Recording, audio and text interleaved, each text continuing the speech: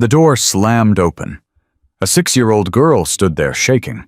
Red coat, tangled hair, dirt on her face. She ran past the bar, past the pool table, straight to the back corner where 14 bikers sat drinking beer. The largest man looked up, scar across his face, gray in his beard. The girl stopped in front of him. Her whole body trembled. "Please," she whispered. "I need help." She pulled down her coat collar. Bruises, purple, green, yellow, fingerprints pressed into her skin. "Mom says we have to stay quiet." If you believe every child deserves protection, subscribe now and follow this story to the end.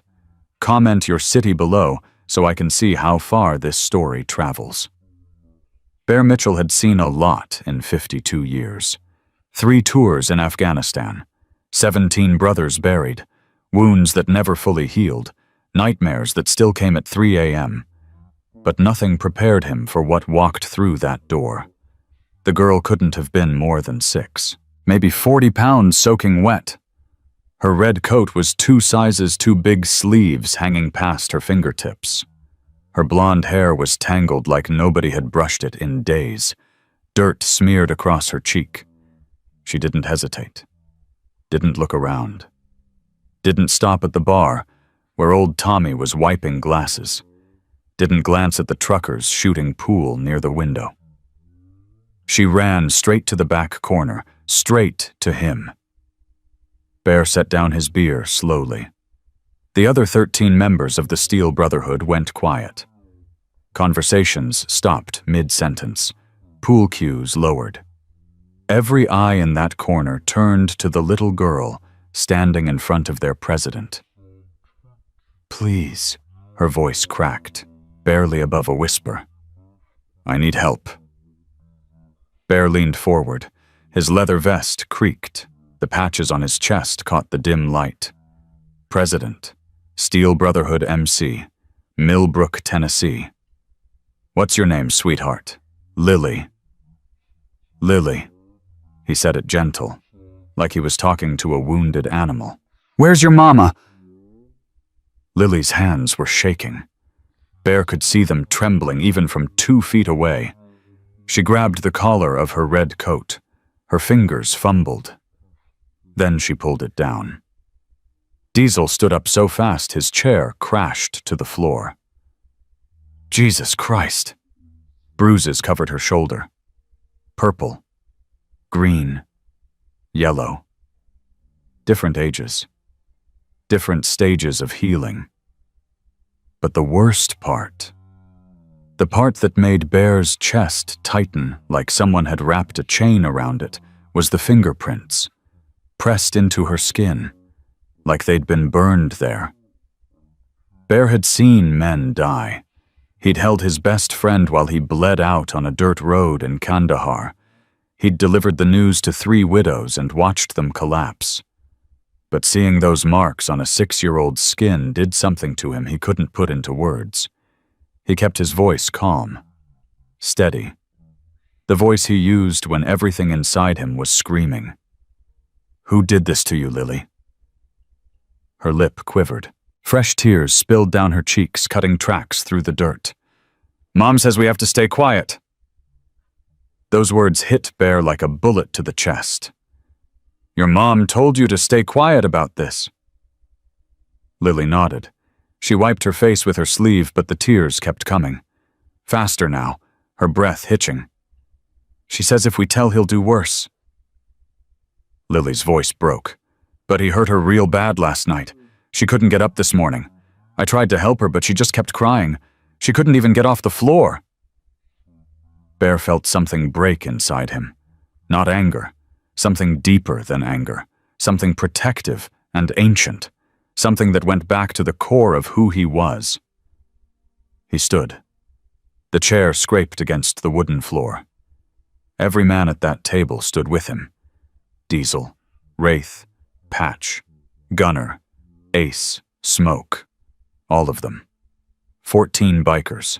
Same look in their eyes. "Where is she now?" Bear's voice was tight, controlled. "Pinewood Trailer Park, number 23. The green one with the broken window. Bear turned to Wraith. Tall, lean, face like carved stone. Get the van. Wraith walked toward the back door without a word. Bear turned to Patch, former combat medic. 3 tours, hands that had saved more lives than he could count. Grab your kit. We're bringing someone who needs you. Patch was already moving. Bear knelt down in front of Lily. His knees cracked. Up close he could see the exhaustion in her eyes. The dark circles underneath. The weight no 6-year-old should ever have to carry. When does he come home? 6 o'clock. He works at the warehouse. Bear checked his watch. 2:47 p.m. 3 hours and 13 minutes. He reached out and gently placed his hand on her shoulder, the one without bruises. Lily, listen to me. His voice was soft, fierce. You did the right thing coming here. Do you hear me? You did exactly what you were supposed to do. Her chin trembled. I was so scared. I didn't know where else to go. You came to the right place.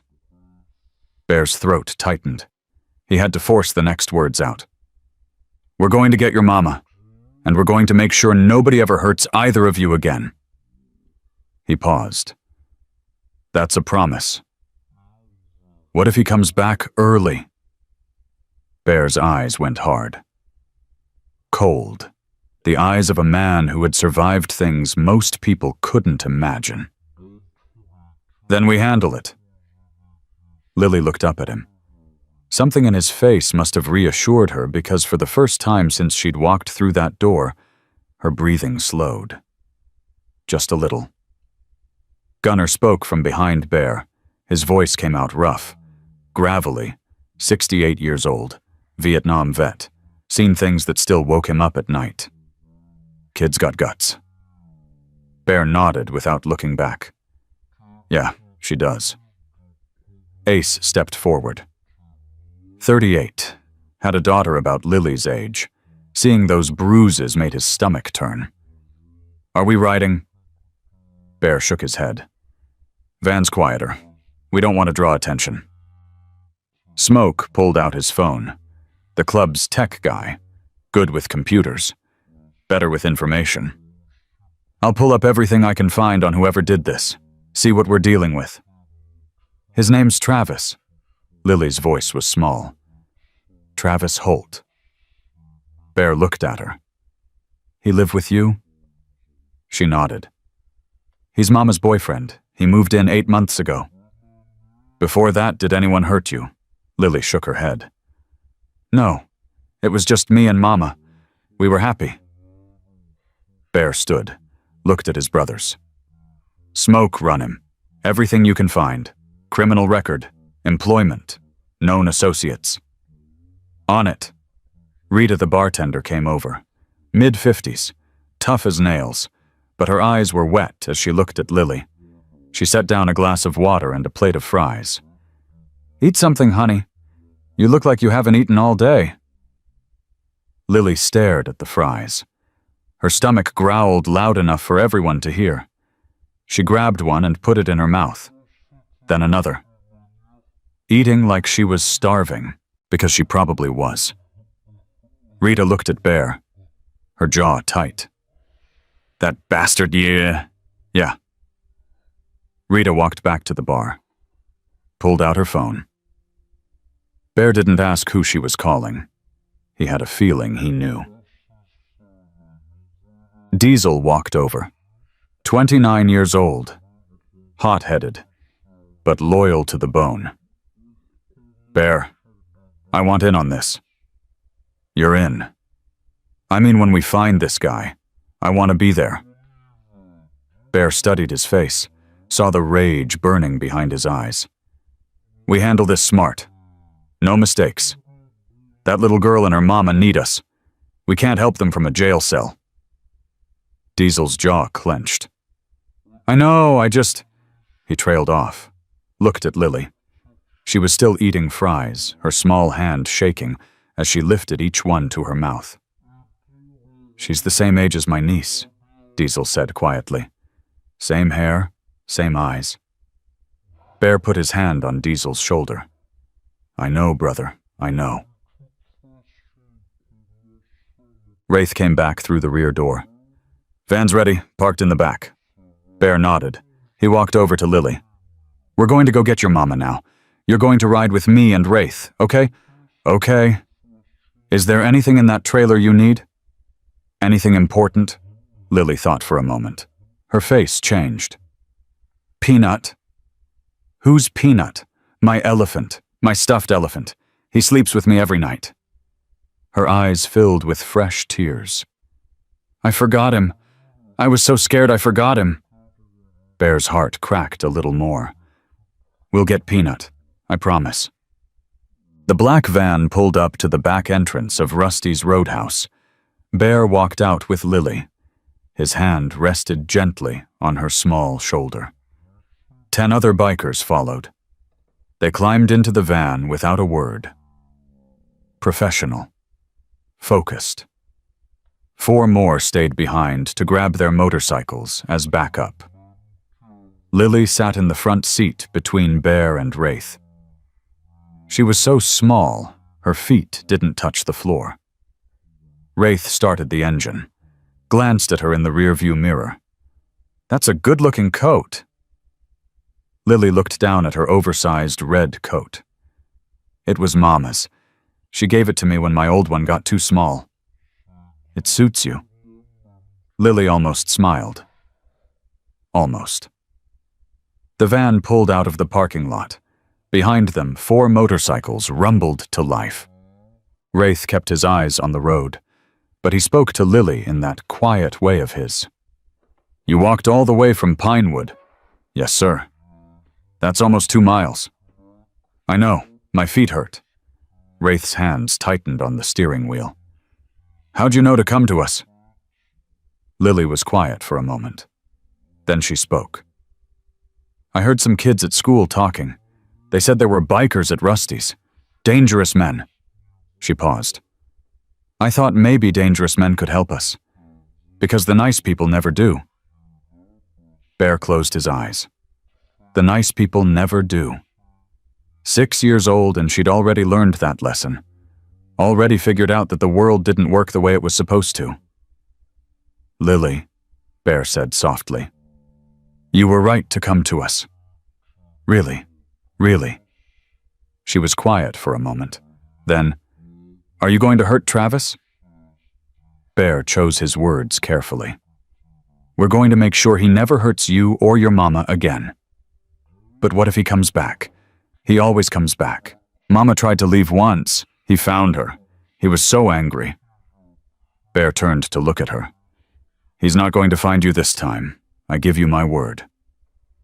Lily stared at him, searching his face for something. Truth, maybe. Safety.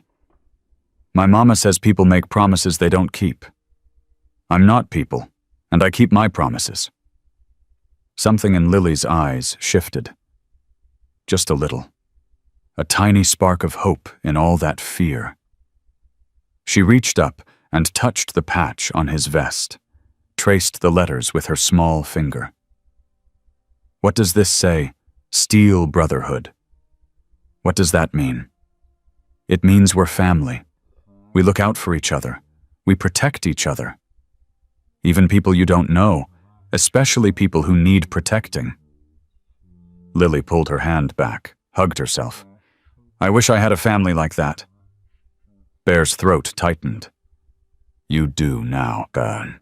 Smoke's voice came through the van's speaker. He was back at the bar running information. Bear, I got a hit on Travis Holt. Talk to me. 34 years old. 2 assault charges in the last 5 years. 1 domestic violence charge 3 years ago in Memphis. Did 6 months in county. Restraining order filed by an ex-girlfriend. Violated it twice, but never prosecuted. Bear's jaw tightened. What else? Works at Henderson's warehouse on Route 9. Been there about a year. Shift ends at 5:30. Usually gets home around 6. Any weapons registered? Hunting rifle, 12-gauge shotgun, both legal. Anyone else in that trailer? Just Sarah Patterson, age 29, and Lily. Sarah's got no record. Clean as a whistle. Single mom. Worked at a grocery store until about 6 months ago. No employment since. Bear processed the information. He made her quit her job. Looks like it. Classic isolation tactic. Keep digging. I want to know everything about this guy. You got it. The line went quiet. Lily had been listening. Travis made Mama quit her job. He said she didn't need to work. He said he'd take care of us. Bear looked at her. But he didn't, did he? Lily shook her head. He just got mean. At first he was nice. He brought me candy. He took us to McDonald's. But then he started drinking. And when he drinks, he gets angry. Does he hit you a lot? Lily was quiet for a moment. Not as much as Mama. He hits her more, but sometimes when I try to help her, She trailed off. You try to help her? I try to stop him. I hit him once, with my shoe. She paused. That's when he threw me against the wall. Bear's vision went red for a moment. He had to take a deep breath. Force himself to stay calm. Wraith's knuckles were white on the steering wheel. That's how you got those bruises? Bear asked gently. Some of them. Others are from when he grabs me. He grabs hard. He's never going to grab you again. Promise? Promise. The van turned onto a side road. Pinewood Trailer Park came into view. It wasn't much. Rows of old trailers, most of them rusting. Broken fences. Overgrown yards. A few cars up on blocks. There, Lily pointed. The green one. Bear saw it. Faded green paint, more gray than green now. Front window covered with cardboard. Steps crooked. Gutter hanging loose. Wraith parked the van 3 trailers down. Out of sight, but close, he said. Bear nodded. Turned to Lily. You stay in the van. Lock the doors. Don't open them for anyone except me or Wraith. Understand? Lily's eyes went wide. What if something bad happens? Nothing bad is going to happen. But what if... Lily. Bear took her small hands in his. I've done this before. I've helped people like your mama before. We're good at this. Trust me. She stared at him for a long moment. Okay. I trust you. Bear squeezed her hands gently. Then he climbed out of the van. Wraith stayed in the driver's seat. I'll keep her safe, he said. I know you will. Bear turned to the others climbing out of the back of the van. Patch with his medical kit. Diesel. Gunner. Ace. 7 men total. We move quiet. We move fast. Patch, you're with me. Everyone else secure the perimeter. Anyone comes near this trailer before we're done, I want to know about it. They nodded. Fanned out. Bear and Patch walked toward the green trailer. The steps creaked under Bear's weight. He could see through the cardboard-covered window. A shadow inside. Not moving. He knocked. 3 times. Firm but not aggressive. No answer.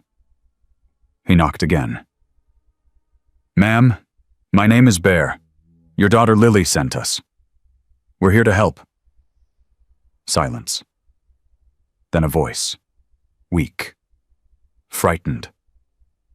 Go away. Ma'am, Lily told us what's been happening. We're not here to hurt you. We're here to get you somewhere safe. There's no safe. He'll find me. He always finds me. Not this time. A long pause. Is Lily okay? She's fine. She's in our van. She walked 2 miles to find us because she was scared for you. A sound from inside.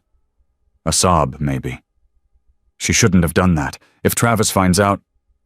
Travis isn't going to find out anything. Ma'am, please open the door. Your daughter needs you. and you need medical attention." More silence. Then the soft sound of movement. Footsteps. The lock clicking. The door opened. Bear had thought he was prepared. He wasn't. Sarah Patterson stood in the doorway. 29 years old. She looked 50. Her right eye was swollen almost completely shut. Purple and black. Her lip was split, dried blood crusted on her chin. Bruises covered her neck. Hand-shaped bruises like someone had tried to strangle her. She was hunched over, one arm wrapped around her midsection. Broken ribs. Bear would have bet money on it. She looked at him with her one good eye. Fear and exhaustion and something else. Something that had almost been extinguished. Hope. "You really know my daughter." "I really do. She's the bravest kid I've ever met." Sarah's face crumpled. "She's my whole world." "I know. That's why we're here. Can we come in?" Sarah hesitated, looked past him at the other men stationed around the trailer. "Who are you people? Steel Brotherhood Motorcycle Club. We protect people who can't protect themselves." "Why?" Bear met her eyes. "Because someone has to." Sarah stared at him for a long moment. Then she stepped aside. Bear walked in. Patch followed. The smell hit him immediately. Stale beer, cigarettes, something sour underneath. The living room was small and cluttered. Empty bottles everywhere. Broken lamp in the corner. A couch with torn fabric. Blood on the carpet near the wall. Bear's jaw tightened. "Ma'am, this is Patch. He was a combat medic in Afghanistan. He's going to check your injuries." Sarah looked at Patch. He was already opening his medical kit. "I'm fine," she whispered. "With all due respect, ma'am," Patch said gently. "You're not fine. Can you sit down for me?" Sarah moved slowly toward the couch. Every step looked painful. She lowered herself down with a sharp intake of breath. Patch knelt beside her. "Can you tell me where it hurts the most?" "My ribs, left side, it hurts to breathe." Patch lifted her shirt just enough to see her side. Bear looked away, giving her privacy, but he heard Patch's sharp exhale. "Broken. At least 2, maybe 3. You need x-rays, proper medical care." Sarah shook her head frantically. "No hospitals. They'll ask questions. They'll call the police." "Ma'am, you don't understand." Her voice rose. Panic creeping in. "Travis has friends in the police department. His cousin is a deputy. If I go to the hospital, they'll tell him where I am. He'll come for us. He always comes for us." Bear stepped closer. "Sarah." He used her name deliberately, made it personal. "Listen to me. We have a safe place. A doctor who doesn't ask questions. No police involved." "How is that possible?" "Because we've done this before. You're not the first person we've helped. You won't be the last." Sarah's eyes searched his face. "Why would you help us? You don't even know us." "Because your daughter had the courage to ask. She walked 2 miles to find strangers because she believed someone somewhere would help her mama. That kind of courage deserves an answer." Sarah's face crumpled, tears streaming down her bruised cheeks. "I tried to protect her. I tried to keep her safe. I told her to stay quiet because I thought, you thought staying quiet would keep her from getting hurt worse." Sarah nodded, sobbing now. "I was wrong. I was so wrong. I should have left. I should have taken her and run. You're leaving now. That's what matters." Patch was wrapping her ribs. Careful. Gentle. "This is going to hurt for a few weeks. Maybe longer. But nothing's punctured as far as I can tell. You got lucky." Sarah laughed bitterly. "Lucky. You're alive. Your daughter's alive. That's more than luck. That's a second chance. Bear walked to a small table in the corner. A framed photo sat there. Sarah and Lily, both smiling. Looked like it was taken at a fair. Cotton candy in Lily's hand. Before Travis, before everything went dark. He picked it up, tucked it in his jacket. Is there anything else you need from here? Sarah thought for a moment. Then her face changed. Peanut. Lily's elephant. She can't sleep without him. He's in her room, on her bed. Bear nodded to Patch. Get her ready to move. I'll be right back. Bear walked down the narrow hallway. The floor creaked under his boots. He passed a bathroom with a cracked mirror, a bedroom with an unmade bed and empty beer cans on the nightstand. At the end of the hall, a small door, hand-drawn pictures taped to it, flowers, a house, a sun with a smiley face. He pushed the door open. Lily's room, if you could call it that. No bed frame, just a mattress on the floor, a thin blanket, a small drawer with the handle broken off, and on the mattress a gray stuffed elephant with a torn ear. Peanut. Bear picked him up. The stuffing was lumpy. One eye was loose. The torn ear looked like it had been ripped, not worn. He thought about what Lily said in the car. Travis ripped it when I wouldn't stop crying one time. Bear held the elephant for a moment. Such a small thing. But to a 6-year-old girl living in hell, it was everything. He walked back to the living room. Sarah was on her feet, leaning on Patch. She saw the elephant. You found him. Told Lily I would. Sarah's eyes filled with fresh tears. She loves that elephant more than anything. I know.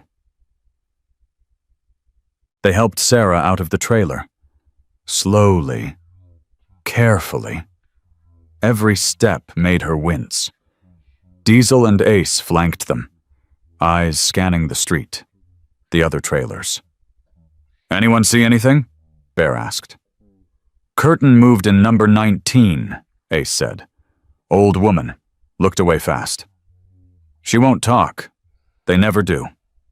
They reached the van. Wraith opened the back door. Lily was pressed against the window of the front seat. When she saw her mother, she scrambled toward the back. Mama! They helped Sarah into the back of the van. Lily threw herself at her mother, then stopped short, seeing the bruises, the swelling. Mama, your face. I'm okay, baby. I'm okay. I'm sorry I left. I'm sorry I didn't tell you. I was just so scared and you couldn't get up and I didn't know what to do. And, Lily. Sarah reached out, touched her daughter's face with a trembling hand. You saved us. Do you understand? You saved us. Lily started crying. Sarah pulled her close, wincing at the pain in her ribs, but not letting go. Bear watched them for a moment. Mother and daughter. Broken, but together. He climbed into the front seat. Wraith started the engine. Where to? Wraith asked. Carmen's place first, then the safe house. The van pulled away from Pinewood Trailer Park. Bear glanced in the rearview mirror. Sarah and Lily were huddled together in the back. Lily was holding Peanut with one hand and her mother's hand with the other. He checked his watch. 3:52 p.m.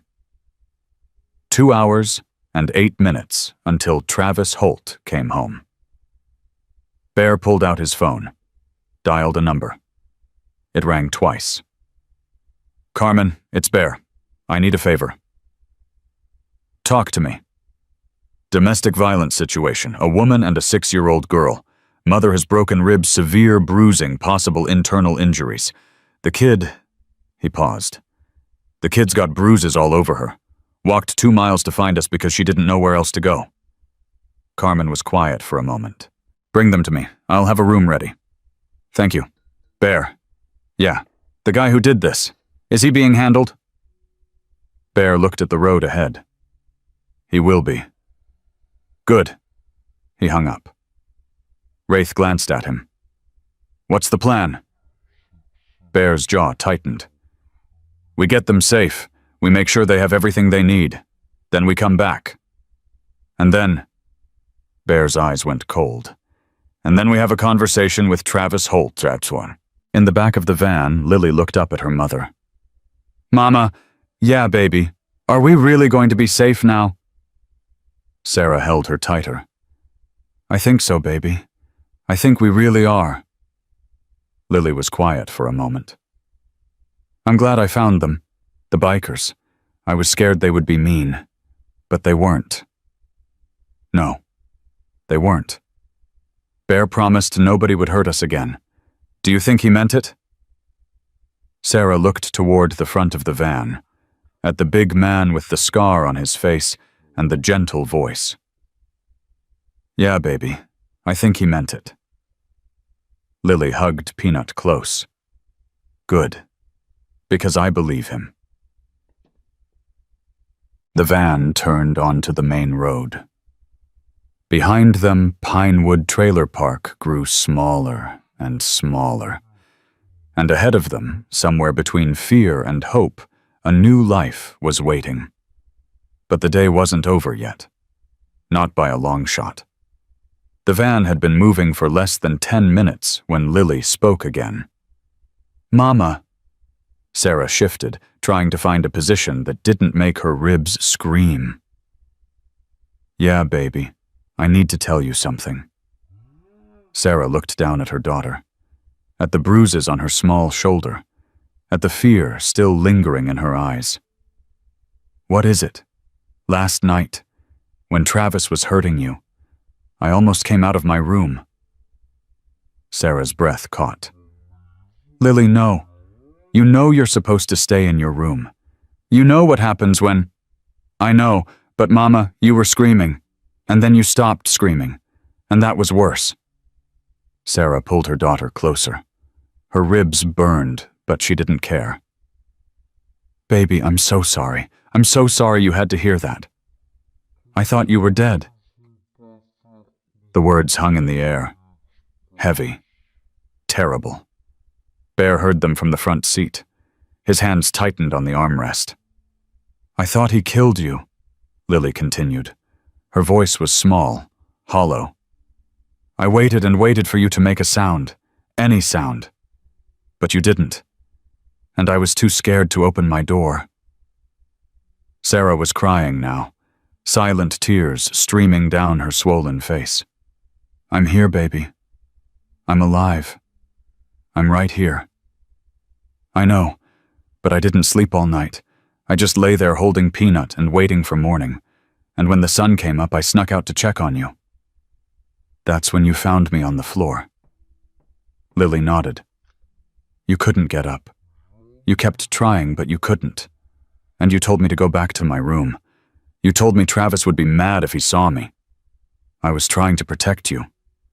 I know, Mama, but I couldn't just leave you there. So I got you some water and a pillow. And I stayed with you until Travis's truck started. Sarah closed her eyes. The memory of that morning washed over her. The pain in her ribs, the taste of blood in her mouth, and her 6-year-old daughter kneeling beside her on the floor trying to make her comfortable. When did you decide to get help? Sarah asked. After Travis left. You fell asleep. And I just sat there looking at you, at all the bruises, and I thought about what Mrs. Palmer said at school. Your teacher. She talked to us about what to do if someone is hurting us. She said we should tell a trusted adult. She said we should ask for help. Sarah's voice cracked. Baby, I told you not to tell anyone. I told you we had to stay quiet. I know. But Mama staying quiet wasn't working. He just kept hurting you. And hurting me. And I thought if I didn't do something one day, you wouldn't wake up at all. Bear felt his chest tighten. 6 years old. She'd made a decision that grown adults couldn't make. She'd weighed the risks, she'd calculated the danger, and she'd decided that doing something was better than doing nothing. "How did you know where to go?" Sarah asked. "I heard some kids at school talking about bikers. They said there were scary men at a bar on the other side of town, and I thought, maybe scary men could help us, because the nice people never did." Wraith glanced at Bear. The nice people never did. That phrase again. It cut deeper every time. "Lily," Sarah said softly, "you could have gotten hurt. Walking all that way by yourself, going into a bar full of strangers. I know, but I was already getting hurt. At least this way I was getting hurt trying to help you." Sarah broke down completely, sobbing into her daughter's hair, holding her as tight as her broken body would allow. "I don't deserve you," Sarah whispered. "I don't deserve a daughter like you." "Don't say that, Mama. You're the best mama in the world." "I'm not. I let him hurt us. I stayed when I should have left. I told you to be quiet when I should have been screaming for help." "You were scared." "That's not an excuse." "It's okay to be scared, Mama. I was scared too. But I went anyway." Sarah pulled back, looked at her daughter through swollen eyes. "When did you get so brave?" Lily thought about it. "I think I've always been brave. I just forgot for a while." Bear turned around in his seat. His voice was gentle. "Sarah, I need to ask you some questions. About Travis. About what's been happening. Can you do that?" Sarah wiped her face, nodded slowly. "How long has this been going on?" 8 months, since he moved in. "Was he violent before that?" Sarah shook her head. "No, he was wonderful at first, charming, kind. He brought flowers. He took us to dinner. He was so good with Lily." "What changed?" Sarah was quiet for a moment. "I don't know exactly. It happened slowly. First he wanted me to quit my job, said he made enough money for both of us, said he wanted to take care of us. And you agreed. I thought it was romantic. Stupid, right? I thought he loved me so much he wanted to provide for us."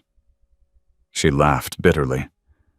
"I didn't realize he was cutting me off, making sure I had no money of my own, no way to leave."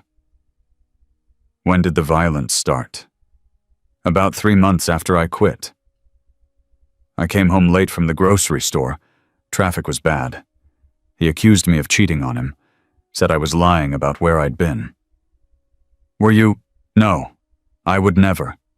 But he didn't believe me. That was the first time he hit me." "What happened after?" "He cried. He apologized. He said it would never happen again. He bought me flowers. Took me to dinner." Sarah's voice went flat. The same routine. Over and over. Hit me. Apologize. Promise to change. Do it again. Bear had heard this story 100 times.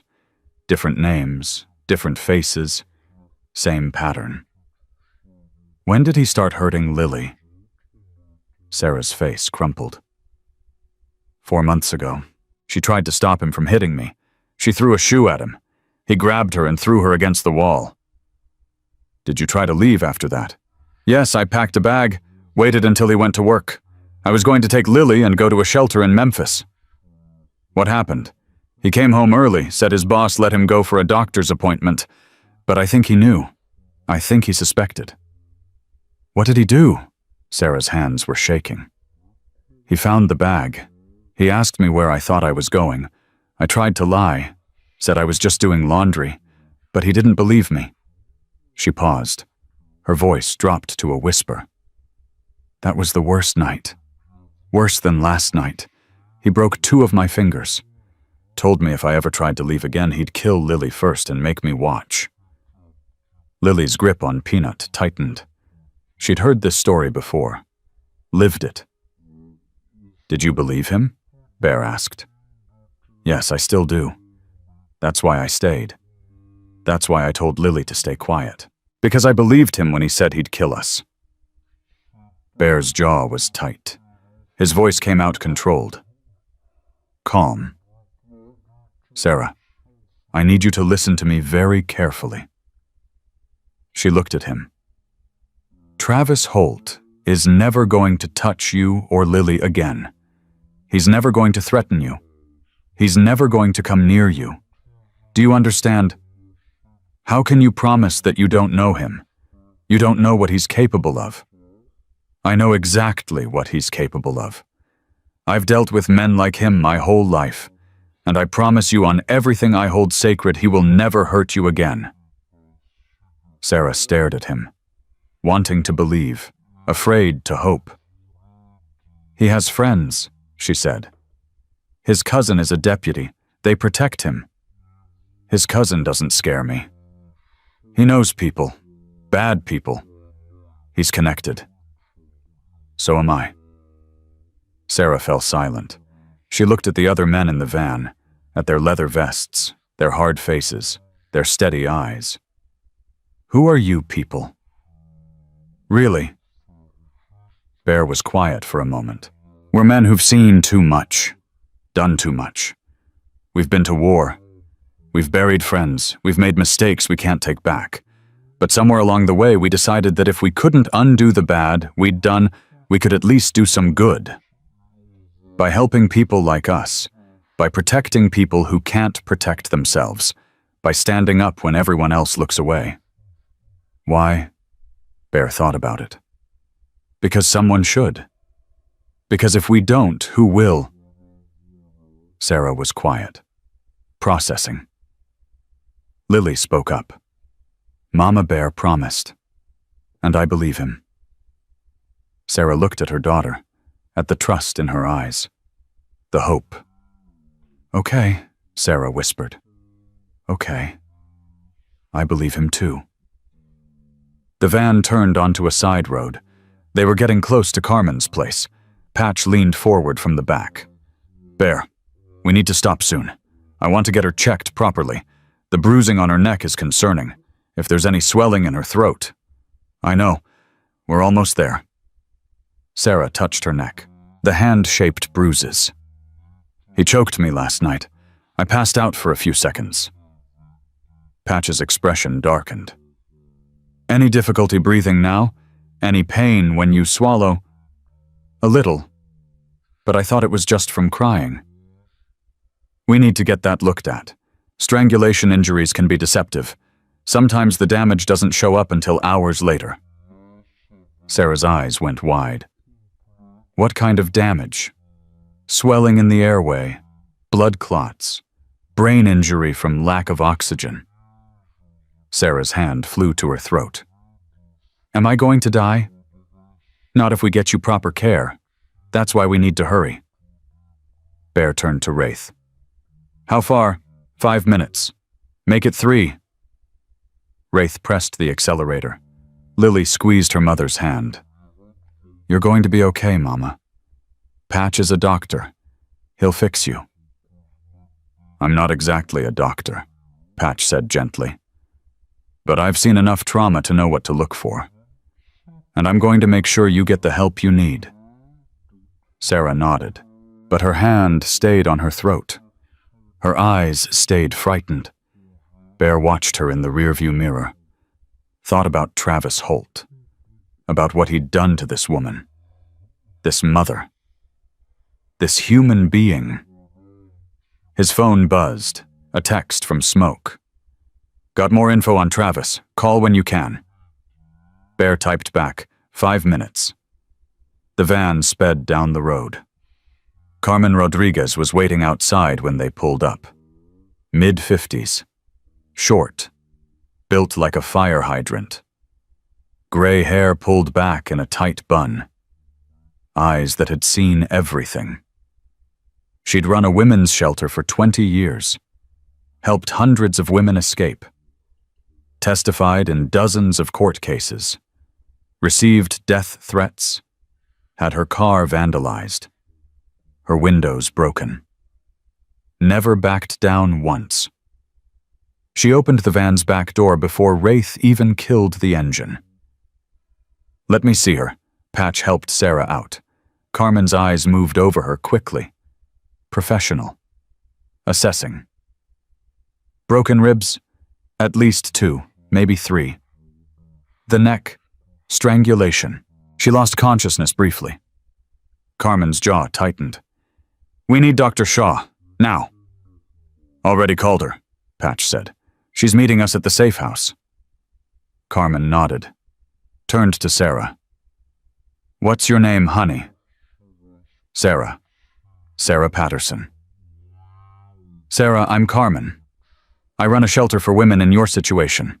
You're safe here. Do you understand whatever happened before, whoever hurt you, they can't reach you now?" Sarah's eyes filled with tears. "Everyone keeps saying that, but you don't know Travis.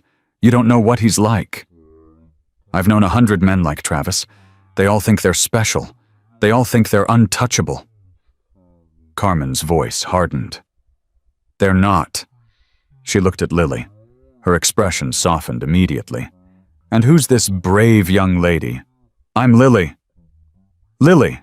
That's a beautiful name. Is that your elephant?" Lily held up Peanut. "His name is Peanut. He's missing an ear." Carmen didn't ask why. She didn't need to. "Well, Peanut is very lucky to have you. Are you hungry, Lily?" Lily's stomach answered before she could.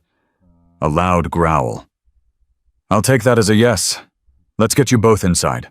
I've got soup on the stove and fresh bread in the oven." They helped Sarah into the house. Carmen's place was warm, comfortable, nothing fancy, but clean and safe. Sarah sank into a chair at the kitchen table.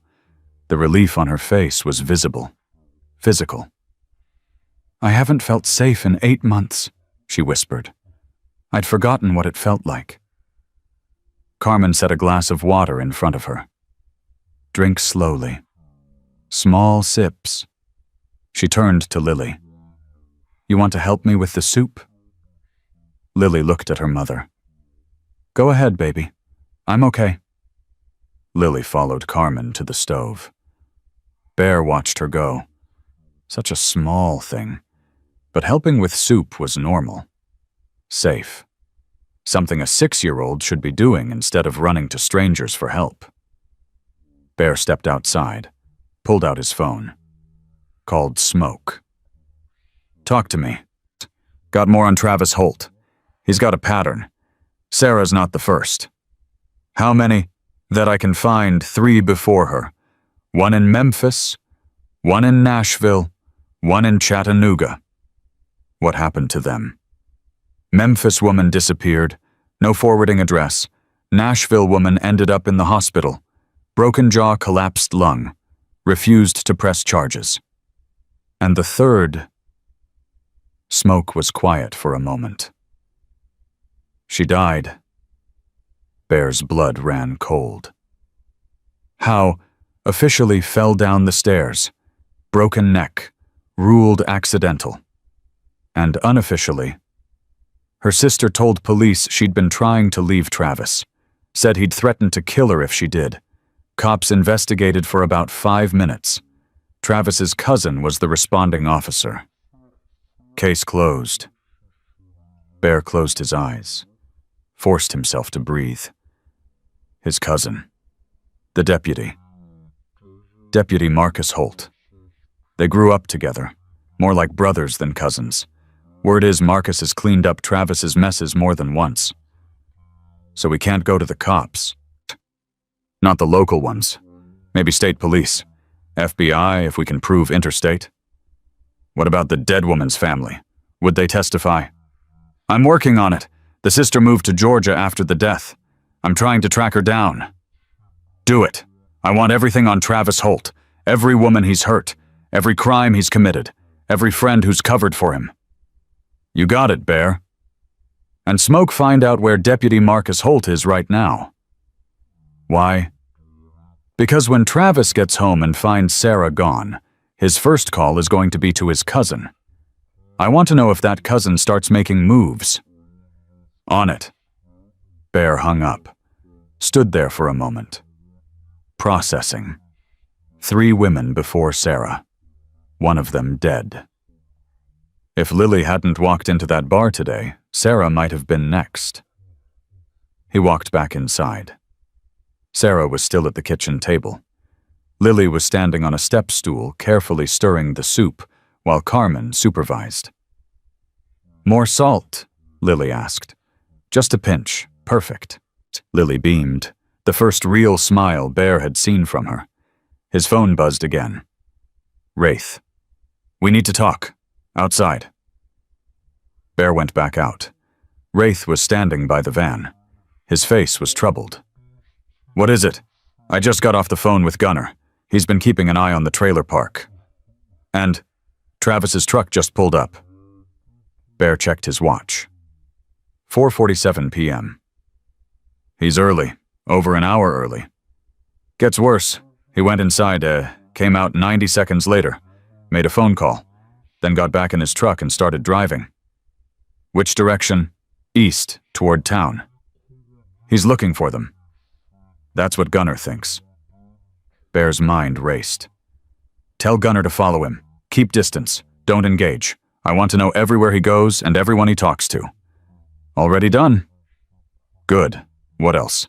"Ace intercepted a police radio call about 10 minutes ago. Deputy Marcus Holt just went on shift, unscheduled. Wasn't supposed to work today. Travis called him. That's what we figure."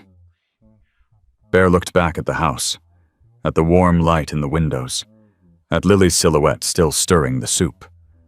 They're going to be looking for her, Travis and his cousin, every cop in that department who owes Marcus a favor. What do? We move them. Tonight. Safe house in Carter County. Property's not in anyone's name. Not even mine. The cabin? Yeah, the cabin. Wraith nodded. "I'll make the calls. Get it ready. And Wraith, tell the brothers to gear up. If Travis Holt wants to find Sarah and Lily, he's going to have to go through all of us." Wraith's eyes went cold, determined. "He won't get within a mile. Make sure of it." Bear walked back inside. Carmen looked up from the stove. "Problem. Travis came home early. He's looking for them." Carmen's expression didn't change. She'd been through this before. "How long do we have?" "Don't know, but we're moving them tonight. I've got a place." "The cabin." "You know about that. Bear, I've been doing this for 20 years. I know about all your places." He almost smiled. "We need to leave within the hour. Can Sarah travel?" "Dr. Shaw should be here in 15 minutes. Let her make that call. And if she says no..." Carmen's eyes met his. "Then we make it work anyway, because staying here isn't an option." Bear nodded, looked at Sarah. She was watching them. She'd heard everything. "He found out already?" Her voice shook. "He came home early, found the trailer empty." Sarah's face went white. "He's going to be so angry. He's going to tear this town apart looking for me." "Let him look. He's not going to find you. You don't understand. When Travis gets angry, when he feels like he's been disrespected, he doesn't stop. He doesn't give up. He keeps going until he gets what he wants." "So do I." Sarah stared at him. "This isn't your fight. You don't have to do this. I can take Lily and run. Disappear. You've already done enough." "Sarah," Bear's voice was firm, "you've spent 8 months running inside that trailer. Running from his fists, running from his anger, running from the truth. That ends today. But no more running, no more hiding, no more staying quiet. Today you stand, and we stand with you." Sarah's eyes filled with tears. But this time something else was there too. Something that looked almost like strength. "Okay," she whispered. "Okay." Lily came over, soup ladle still in her hand. "Mama, are we leaving again?" "Yes, baby. We're going somewhere even safer." "Because of Travis?" "Yes." Lily thought about it. Good. I don't want him to find us. He won't, baby. These people are going to make sure he doesn't. Lily looked at Bear. You promised. I did. You keep your promises. Always. Lily nodded, satisfied. Then she turned back to the stove. Carmen, is the soup ready? I'm really hungry. Carmen smiled. Just a little. Almost, honey. Almost. Bear stepped outside again. The sun was starting to sink toward the horizon. Long shadows stretched across the yard. His phone rang. Gunner. Bear, Travis just pulled into the police station. He's inside now. Deputy Marcus met him at the door. How long has he been in there? 8 minutes. Keep watching. Let me know the second he leaves. Copy that. Bear hung up. Looked at the sky. The clock was ticking now. Travis Holt was mobilizing, calling in favors, pulling strings. But Bear had resources too. He had brothers. He had a network built over 30 years. He had something Travis Holt would never understand. He had people who would die before letting a 6-year-old girl get hurt again. The front door opened. Patch stepped out. Dr. Shaw just arrived. She's examining Sarah now. How's it look? Better than I feared.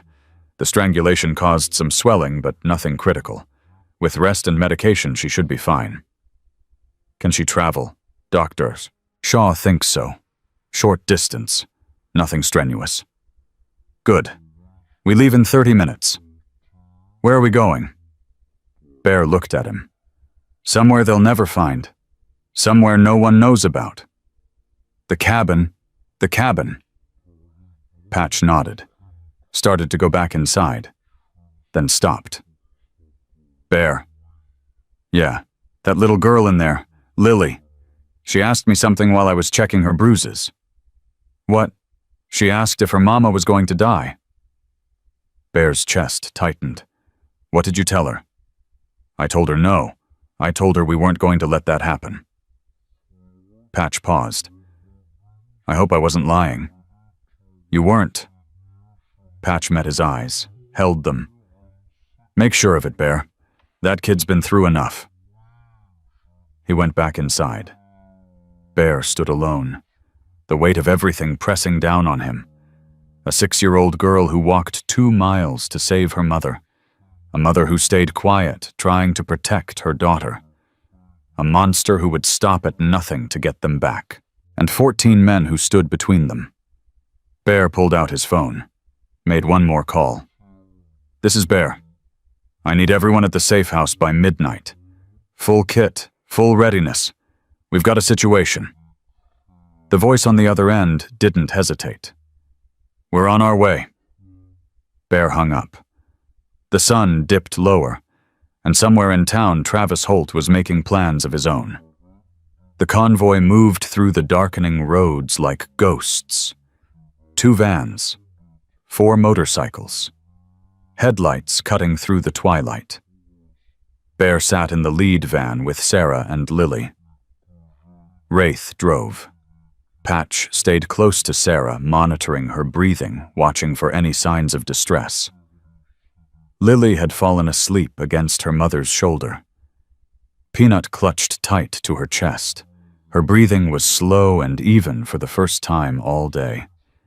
Sarah stroked her daughter's hair. Her own eyes were heavy, but she fought against sleep.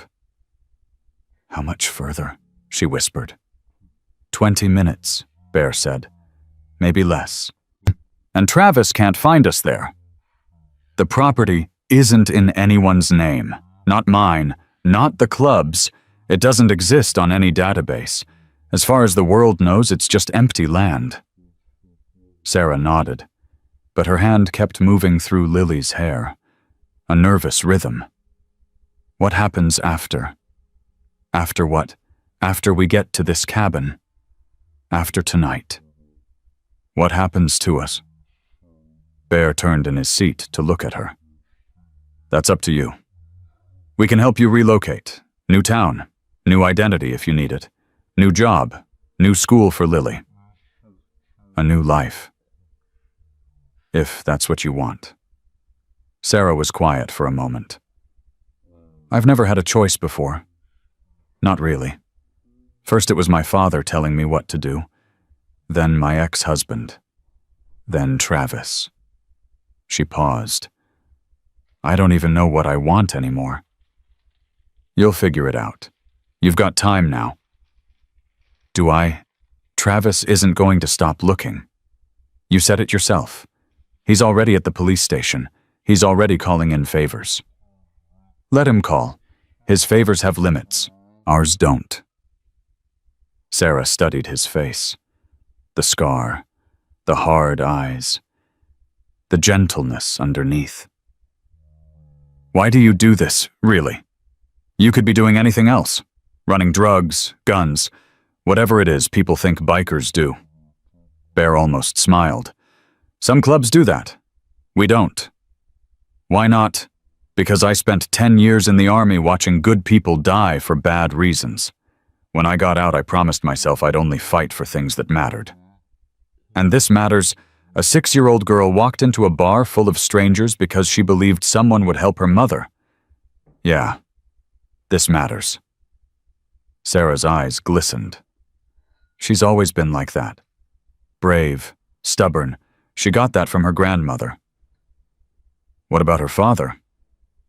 Sarah's expression darkened. He left when she was 2. Couldn't handle the responsibility.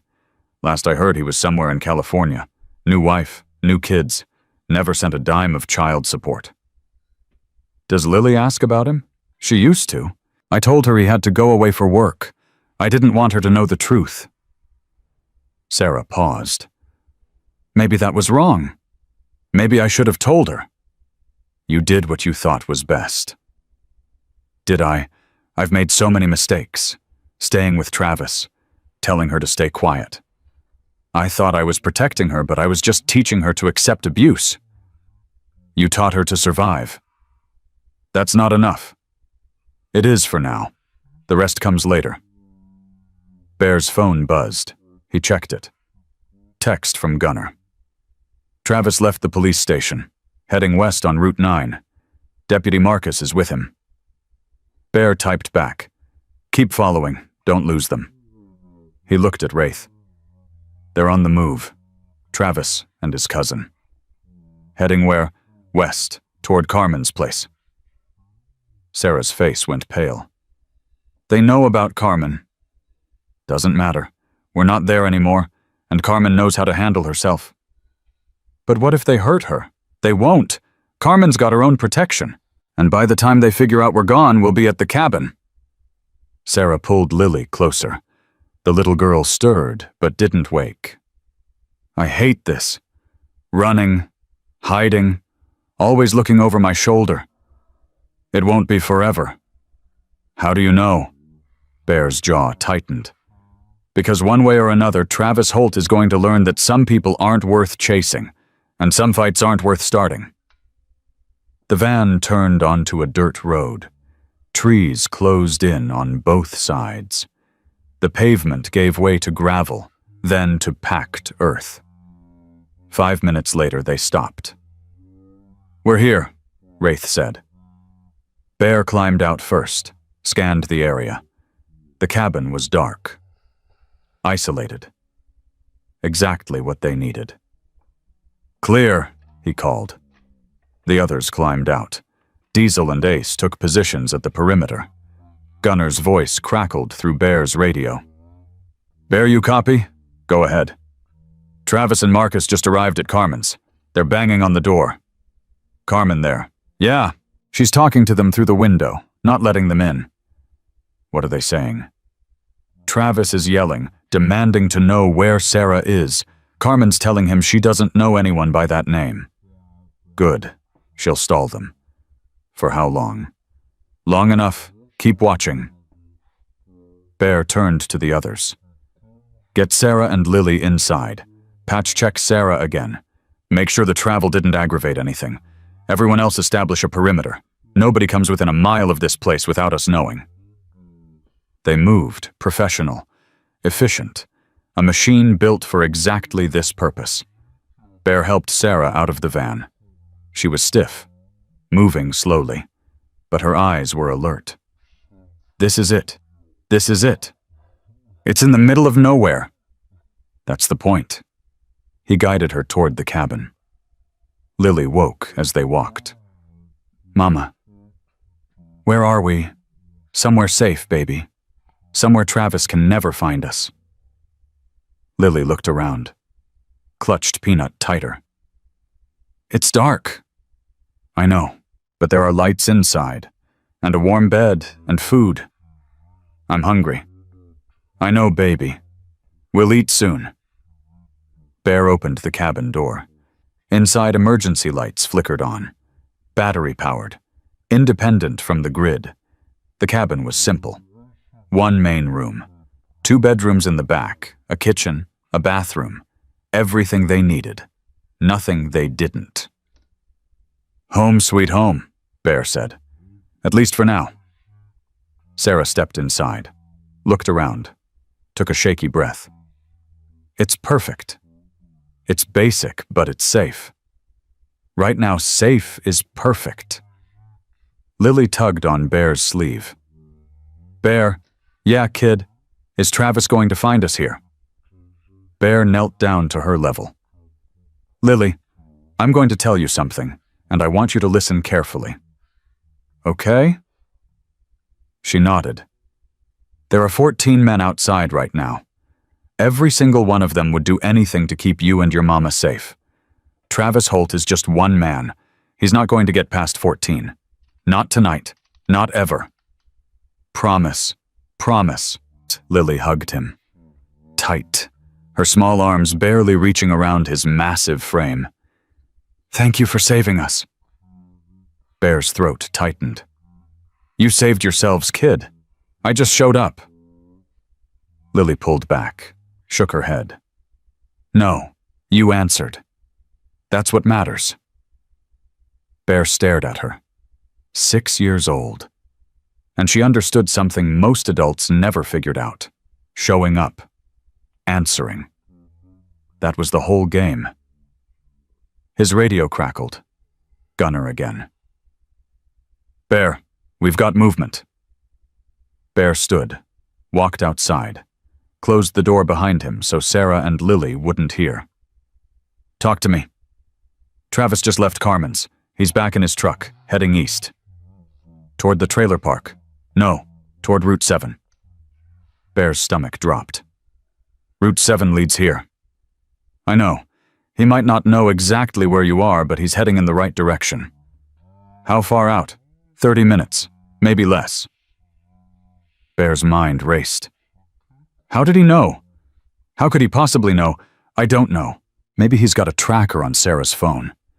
She doesn't have her phone. She left it at the trailer. Then maybe on Lily's clothes, her shoes, something. Bear cursed under his breath. He should have thought of that. Get Diesel. Tell him to check Sarah and Lily. Everything they're wearing. Everything they brought. If there's a tracker, I want it found and destroyed. Now. Copy that. Bear walked back inside. Sarah looked up. What's wrong? Maybe nothing, but I need to check something. He looked at Lily. Lily, I need to see your shoes. My shoes, and your coat, and Peanut. Why, just a precaution. Lily handed him her shoes. Her coat. Reluctantly, she handed over Peanut. Bear examined each item carefully. The shoes were old, worn, nothing unusual. The coat was the same. But Peanut, he felt along the seams, the stuffing. And then his fingers found it, a small hard lump, hidden in the elephant's remaining ear. Damn it! He pulled out his knife, carefully cut the seam, reached inside. A GPS tracker, the size of a thumbnail. Sarah's face went white. He put a tracker in her toy. He must have done it months ago, in case you ever tried to run. Oh God, Oh God, I never thought. It's not your fault. It's his. Bear crushed the tracker under his boot. The plastic shattered. There. He's blind now. But even as he said it, he knew the damage was done. Travis had been following them for 30 minutes. He knew the general direction. He might not find the cabin tonight, but he was close. Too close. Bear's radio crackled. Bear, Travis just turned off Route 7. He's on Millbrook Road, heading north. Millbrook Road. That led to the old logging trails, which led to the cabin. How far? 20 minutes. Bear's jaw set.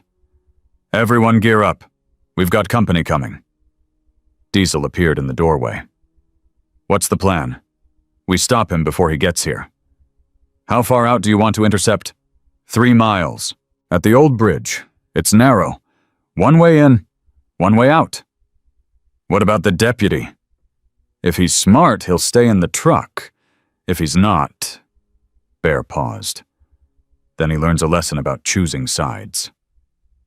Diesel nodded. I'll get the others. He disappeared into the darkness. Bear turned to Sarah. I have to go. Go where? To make sure Travis doesn't get any closer. Sarah grabbed his arm. Her grip was surprisingly strong. What are you going to do? Have a conversation with him. Bear, he's dangerous. He has a gun. He has his cousin with him. I know. I don't want anyone getting hurt because of me. Bear looked at her. His voice was calm, certain. Sarah, I've been to war 3 times. I've been shot twice. I've buried friends who were closer to me than brothers. I know what dangerous looks like. And Travis Holt. He shook his head. Travis Holt is a bully who beats women and children. He's not dangerous. He's pathetic. It's bad too. But what if something goes wrong? Then Wraith and Patch will get you and Lily out of here. There's a backup location in Carter County. They know where it is. I don't want to lose you. Any of you. You won't. He walked to the door. Stopped. Turned back. Sarah. Yeah, when I get back, we're going to talk about what comes next. About your future. Lily's future. About building a life where you don't have to be afraid anymore. Sarah's eyes filled with tears. I'd like that. Me too. He walked out into the night. 8 motorcycles and 2 trucks were waiting. 14 men. Armed. Ready. Bear climbed onto his bike. Let's go have that conversation. The engines roared to life. The convoy moved out, headlights cutting through the darkness like knives. 3 miles to the old bridge, 3 miles to Travis Holt, 3 miles to ending this. The old bridge was narrow, barely wide enough for 1 vehicle. A rusted metal frame over a shallow creek. The only road in or out of the northern woods. Bear's men arrived first. They spread out, blocked both ends of the bridge. Engines idling. Headlights blazing. 10 minutes later, a dirty blue truck appeared around the bend. Travis Holt. He slowed when he saw the bikes, stopped about 50 yards from the bridge. Sat there for a moment. Engine running. Bear walked forward, alone, hands visible, non-threatening but unafraid. The truck door opened. Travis climbed out. He was bigger than Bear expected. Maybe 6'3", 230. Broad shoulders, beer gut, but strong. The kind of strong that came from warehouse work and bad intentions. Behind him, another door opened. Deputy Marcus Holt stepped out, hand on his service weapon, eyes nervous. Travis walked forward, stopped 10 feet from Bear. Who the hell are you? Name's Bear. I'm the man who's going to give you 1 chance to walk away. Travis laughed. Ugly. Mean. Walk away from my own property. That's my woman and my kid you took. Sarah isn't your property, and Lily isn't your kid. Says who? Says the law. Says basic human decency. Says me. Travis's face twisted. You don't know what you're messing with, old man. I've got friends. Important friends. He jerked his thumb at Marcus. See that badge? That means I can do whatever I want, and nobody can stop me. Bear looked at Marcus. Deputy, I know you're in a tough spot. Family loyalty and all that. But I'm going to give you some advice. Walk away. Right now.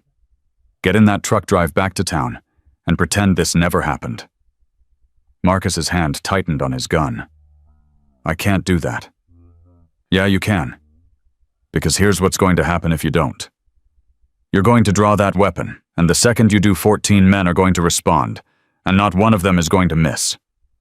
Marcus looked past Bear, at the bikers lining the bridge. At the guns, they weren't quite pointing at him. Yet. This isn't your business, Marcus said, but his voice wavered. I made it my business when a 6-year-old girl walked into my bar covered in bruises. I made it my business when she told me her mother was on the floor and couldn't get up. I made it my business when I found out your cousin has beaten 3 other women. And killed 1. Travis's face went pale. That's a lie. Rebecca Morrison, Nashville, 2 years ago. Fell down the stairs, right? Broke her neck. Ruled accidental. Bear's voice was cold. Her sister knows the truth. And she's willing to testify. You can't prove anything. Maybe not in court. But I don't need court. Bear stepped closer. See, Travis, here's the thing about men like you. You think you're powerful because you can hurt people who can't fight back. You think you're strong because you can make a woman cower. You think you're in control because you've got a badge in your corner. He paused. But you're not powerful. You're not strong. And you're definitely not in control. Not anymore. Travis's hands balled into fists. You think you can threaten me? Do you know who I am? I know exactly who you are. You're a coward who beats women and children. You're a murderer who got away with it because your cousin covered it up. And you're a dead man walking if you take one more step toward that cabin. Travis lunged. Bear moved faster than a man his size should have been able to move.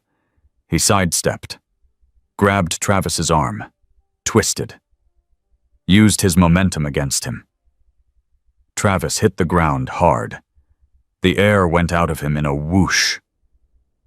Bear put his boot on Travis's chest. Stay down! Travis struggled. Bear pressed harder. I said stay down. Marcus drew his gun. 14 weapons rose in response. Deputy! Gunner's voice came from somewhere in the darkness. You pull that trigger, you die. Simple as that. Marcus froze, his gun hand shaking. Put it down, Bear said calmly. Nobody has to get hurt tonight, but that choice is yours. Marcus looked at his cousin. On the ground. Pinned. Helpless. He looked at the bikers. Armed. Ready. No fear in their eyes. He looked at Bear, and slowly he lowered his weapon. Smart choice. Bear removed his boot from Travis's chest. Stepped back. Get up. Travis struggled to his feet. His face was red, humiliated, furious. This isn't over. Yes, it is. You're going to get in that truck. You're going to drive back to Millbrook. And you're going to pack your things and leave town tonight. Like hell I am. You've got 2 choices, Travis. Leave town tonight on your own terms, or leave in handcuffs tomorrow when the state police show up with a warrant for Rebecca Morrison's murder. That case was closed. Cases can be reopened, especially when new evidence surfaces. And I've got evidence, Travis. Witness statements, medical records. Your pattern of abuse documented across 3 states. And Bear leaned in close. You think your cousin can protect you from the FBI? Think again. Travis's face went slack, the confidence draining out of him. You're bluffing. Try me. They stood there, eye to eye. The silence stretched. Travis broke first. Fine. Fine, I'll leave. But Sarah and that brat are going to regret this. You all are. Threaten them again, and I'll make you regret being born. Travis flinched. Actual fear in his eyes now. He turned, walked back to his truck, climbed in. Marcus followed. His shoulders slumped. A man who'd just watched his world collapse. The truck's engine started. The headlights swung around. Bear watched them go. Gunnar walked up beside him. Think he'll actually leave? For now, he's scared. But men like Travis don't stay scared for long. So what do? We watch. We wait. And if he comes back... Bear's eyes followed the truck's taillights as they disappeared around the bend. We finish it. Bear returned to this cabin just after midnight. The confrontation at the bridge had taken less than 20 minutes, but it felt like hours. Sarah was waiting by the window. She turned when he walked through the door. Her face was pale, exhausted, but her eyes were searching. Is it over? For now. What does that mean? Bear pulled off his gloves, set them on the table. It means Travis is leaving town, tonight. He knows what happens if he doesn't. And you believe him. I believe he's scared. That's enough for now. Sarah wrapped her arms around herself, shivering even though the cabin was warm. I've seen him scared before. It doesn't last. He gets angry. He gets revenge. Not this time. How can you be sure? Bear walked over to her, put his hands on her shoulders. Gentle, but firm. Because this time he's not dealing with a woman he can bully. He's dealing with 14 men who will hunt him down if he so much as looks in your direction again. He understands that now. Sarah stared at him, wanting to believe, afraid to hope. I've been afraid for so long. I don't know how to stop. You don't have to stop tonight. You just have to rest. The fear will fade. I promise. Another promise. I keep my promises, Sarah. You'll learn that. She nodded slowly. Then her eyes moved past him to the door. Where are the others? Patrolling, watching, making sure Travis actually leaves. All night. All night. Sarah shook her head. I don't understand you people. Why would you do this? Stay up all night protecting strangers. Because that's who we are. That's what the Brotherhood means. But you don't even know us. Bear smiled, just a little. We know enough. We know Lily is the bravest kid we've ever met. We know you've been through hell and you're still standing. That's enough. Sarah's eyes filled with tears. She wiped them away quickly. I'm sorry. I keep crying. I hate crying. Cry all you want. After what you've been through, you've earned it. I never thought anyone would help us. I'd given up. I'd accepted that this was my life, that this was how it would end. It's not ending. It's beginning. Sarah looked at him. Something shifted in her expression. A crack in the wall she'd built around herself. Bear, yeah, thank you. 2 words. But the way she said them carried the weight of 8 months of terror. 8 months of silence. 8 months of staying quiet because she thought no one would answer if she screamed. You're welcome? Lily appeared in the doorway of the back bedroom, rubbing her eyes. Peanut dangling from one hand. Mama is bareback. He's back, baby. Lily walked over, looked up at him with those big eyes. Did you make Travis go away? I did. Forever. Bear knelt down to her level. Lily, I'm going to be honest with you. I don't know if forever is possible, but I know this. If Travis ever comes back, if he ever tries to find you or your mama, we'll know. And we'll stop him. Every single time. Lily thought about this. So you're like guardian angels, but with motorcycles. Bear laughed.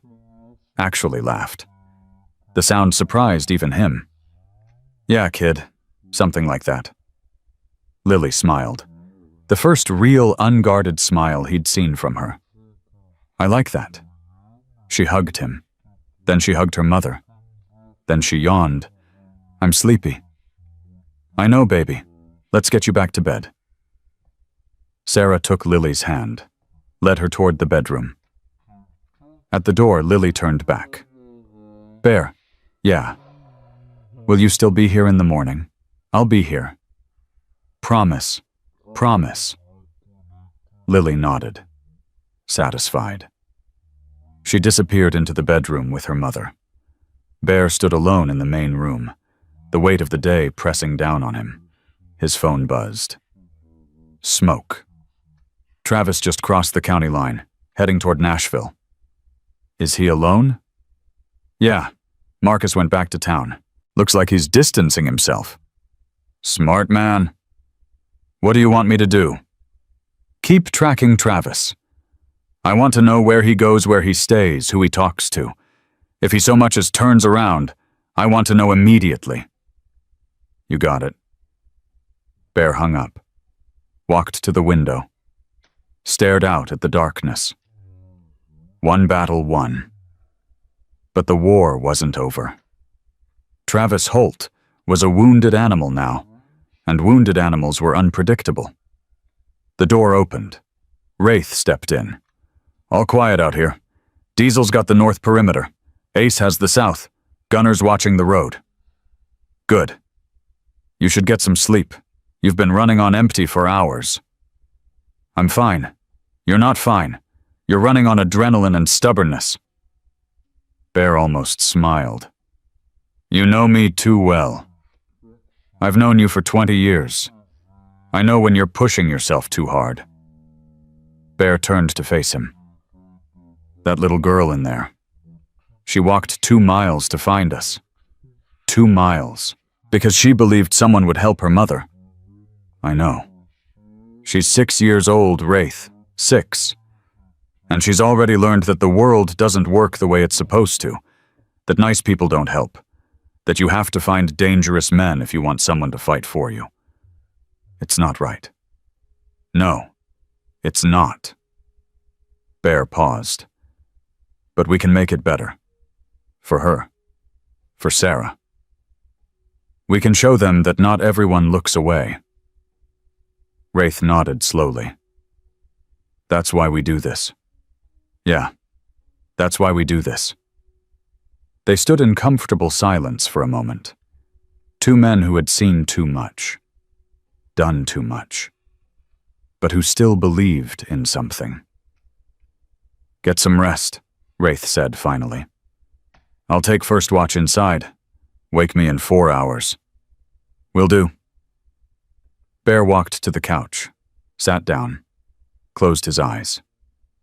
He was asleep within minutes. Dawn came slowly to the cabin. Gray light filtering through the windows, birds starting to sing outside. Bear woke to the smell of coffee. He opened his eyes. Sarah was in the kitchen, moving carefully, holding her ribs as she poured water into the coffee maker. You shouldn't be up. She turned, smiled. It transformed her face. I wanted to make breakfast. It's the least I can do. You don't have to do anything. I want to. I need to. I need to feel normal again, even if it's just making coffee. Bear stood, stretched, his back cracked. How are you feeling? Sore, but better than yesterday. She paused. I slept, really slept, for the first time in months. That's good. Lily's still asleep. She was so exhausted. Let her rest. She needs it. Sarah nodded, turned back to the coffee maker. Her hands were steadier today, her movements more confident. Bear, Yeah. Last night you said we could relocate. New town, new identity, new life. That's still on the table. How does that work? I don't have any money. No job, no references. Who's going to hire a woman with no past? We have connections, people who owe us favors.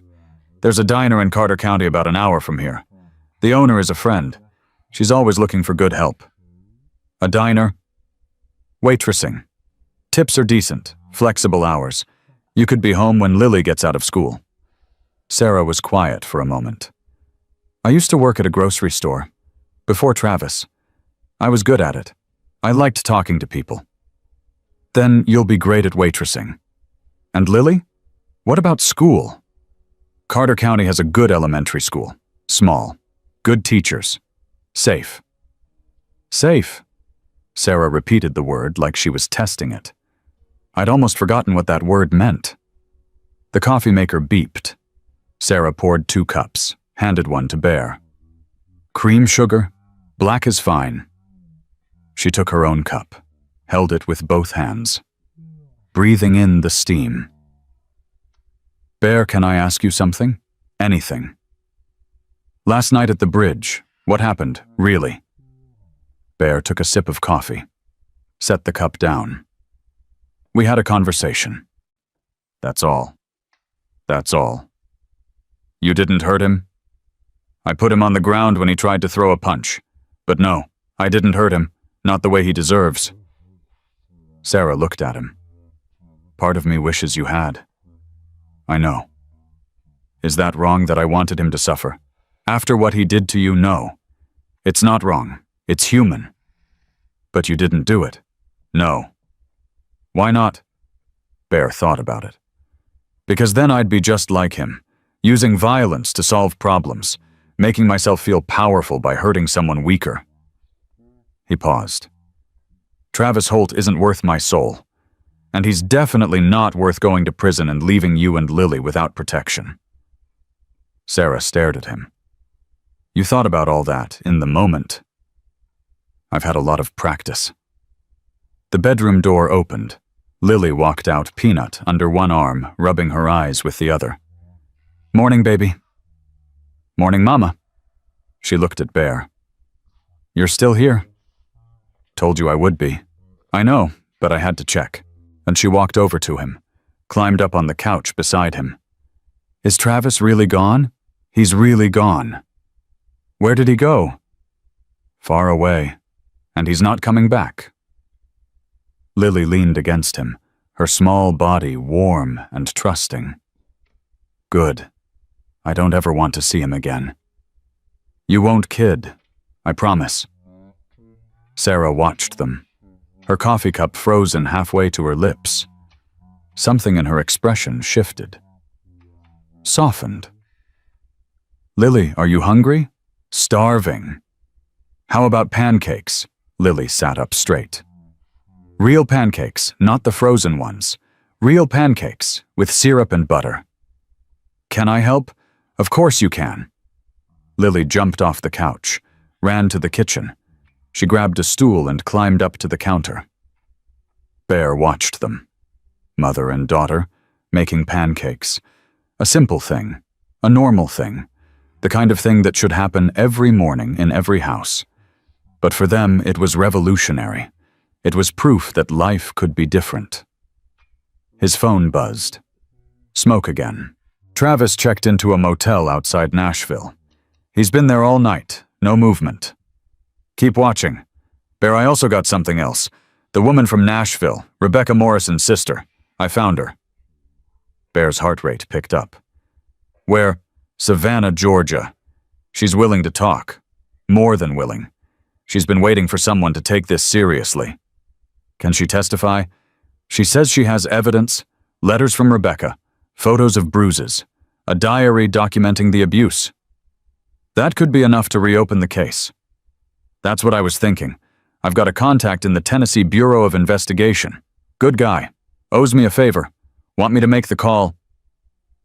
Bear looked at Sarah and Lily, stirring pancake batter, laughing about something. Normal. Safe. Happy. Make the call. Let's see if we can put Travis Holt away for good. On it. Bear hung up, walked to the kitchen. Sarah. She looked up, saw his face. Her expression changed. What is it? We might have a way to put Travis in prison. Permanently. Sarah set down the mixing bowl. How? The woman he killed in Nashville, Rebecca Morrison. Her sister has evidence, documentation of the abuse, enough to potentially reopen the investigation. Sarah's face went pale. He really killed someone. We think so. The case was ruled accidental, but the sister never believed it. Oh my God. Sarah put her hand over her mouth. That could have been me. That could have been us. But it wasn't. You got out. You're here. Because of Lily. Because she was brave enough to ask for help. Lily looked up from the pancake batter. What are you talking about? Sarah knelt down beside her daughter.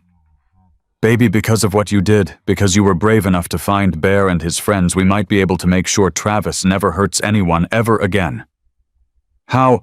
Some very important people are going to look into the bad things Travis has done, and if they find enough proof, they're going to put him in jail for a very long time. Lily thought about this. Forever.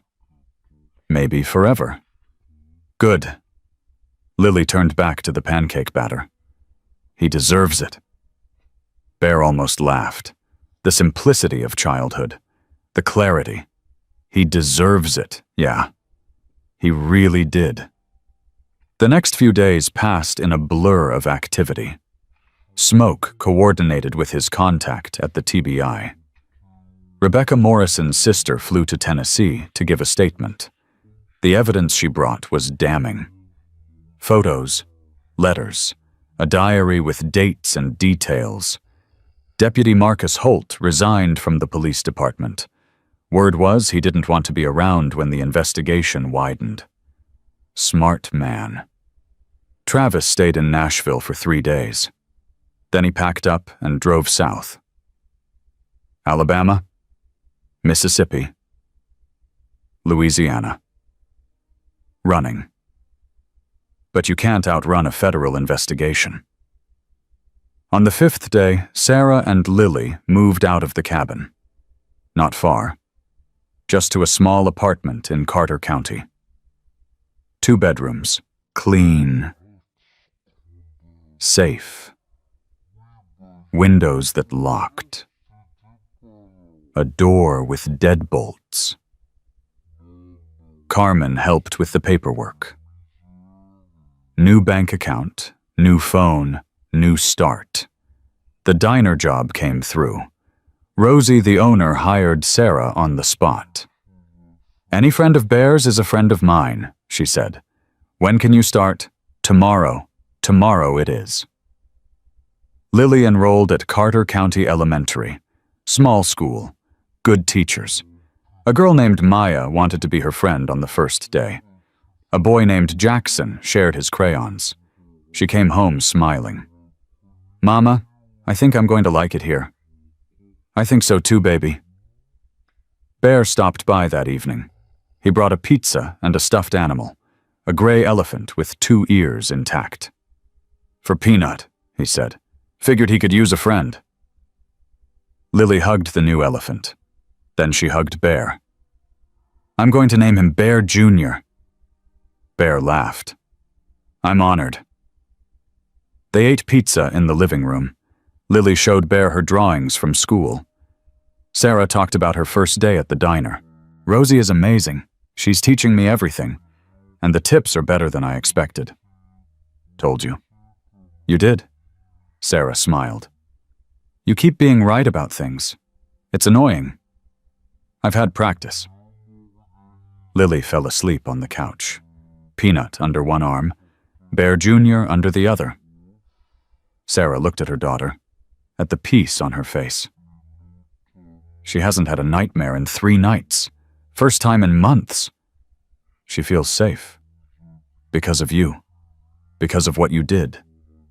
Because of what she did. I just showed up. Sarah shook her head. Stop doing that. Doing what? Deflecting, minimizing what you've done for us. Bear was quiet for a moment. I'm not used to being thanked. Well, get used to it, because I'm going to thank you every day for the rest of my life. Bear looked at her, at the woman she was becoming. Strong, confident, hopeful. You're going to be okay, Sarah. Both of you. I know, she paused. For the first time in my life, I really know. Bear's phone rang. He checked the caller ID. I have to take this. He stepped outside. Talk to me. Bear, it's Smoke. They got him. Got who? Travis. The TBI picked him up an hour ago in Baton Rouge. Murder charges. First degree. Bear closed his eyes. Let out a breath he didn't know he'd been holding. They have enough to convict. Rebecca's sister's testimony. Plus 2 other women came forward after the investigation went public. Similar pattern. Similar abuse. One of them has medical records proving Travis broke her jaw. And the cousin Deputy Marcus, under investigation for obstruction. Probably looking at 5 to 10. Bear leaned against the wall, the weight of the last week finally lifting. It's over. Yeah, Bear. It's really over. He walked back inside. Sarah looked up, saw his face. What is it? They arrested Travis. Murder charges. He's not getting out. Sarah's hand flew to her mouth, tears streaming down her face. You're sure? I'm sure. She broke down, sobbing. But these weren't tears of fear or pain. These were tears of release, of freedom. Bear sat down beside her. Let her cry. After a few minutes, she looked up, wiped her face. I didn't think this day would ever come. I thought I'd spend the rest of my life looking over my shoulder. Not anymore. You're free, Sarah. Really free. She looked at Lily, still sleeping on the couch, still peaceful. She's free too. Yeah, she is. Sarah took Bear's hand, squeezed it. I don't know how to repay you. Any of you. You don't have to repay us. Just live your life. Be happy. Raise that incredible daughter of yours. That's not enough. It's everything. Sarah looked at him, something passing between them. Understanding. Gratitude. The beginning of something that might grow into more. Will you come back to visit, try and stop me? Sarah smiled. The first real smile he'd seen from her. The smile she must have had before Travis. Before the fear. I'd like that. Me too. Outside, the night was quiet. Stars visible through the window. A crescent moon hanging low. And somewhere in Louisiana, Travis Holt was sitting in a cell, facing the consequences of every terrible thing he'd ever done. Justice. Real justice. Not the kind that came from violence or revenge, but the kind that came from truth finally being told. Bear looked at Sarah and Lily, mother and daughter. Safe. Free. Beginning again. This was why he did what he did. This was why the Brotherhood existed. Not for glory, not for recognition, but for moments like this, when someone who had been beaten down finally got to stand up, when someone who had been silenced finally got to speak, when someone who had given up hope finally got to believe again. 3 years had passed since that February afternoon when a 6-year-old girl walked into Rusty's Roadhouse. Lily was 9 now, taller, stronger. Her blonde hair hung past her shoulders, always brushed, always neat. She played soccer on the weekends, got straight A's, had a best friend named Maya who came over every Thursday for homework and pizza. She still had Peanut. And Bear Jr. Both sat on her bed next to her pillow. She didn't carry them everywhere anymore, but she still held them at night. Some habits were worth keeping. Sarah had changed too. The haunted look was gone from her eyes. She'd gained weight, healthy weight, the kind that came from regular meals and peaceful sleep. She'd been promoted to shift manager at Rosie's diner. Rosie was talking about retiring in a few years.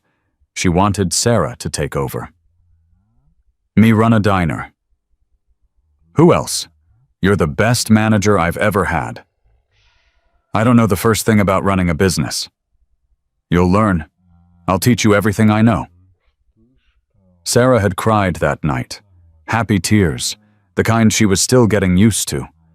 Travis Holt was in prison. Life sentence. No possibility of parole. The evidence against him had been overwhelming. Rebecca Morrison's death, the testimony of 3 other women, the pattern of abuse documented across 4 states.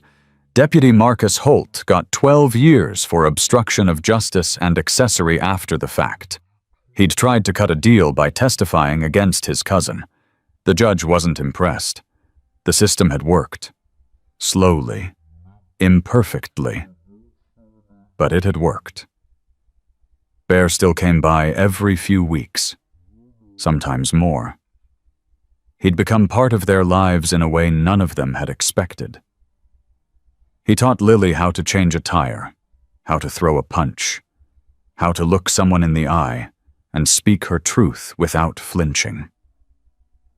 These are things every girl should know, he said.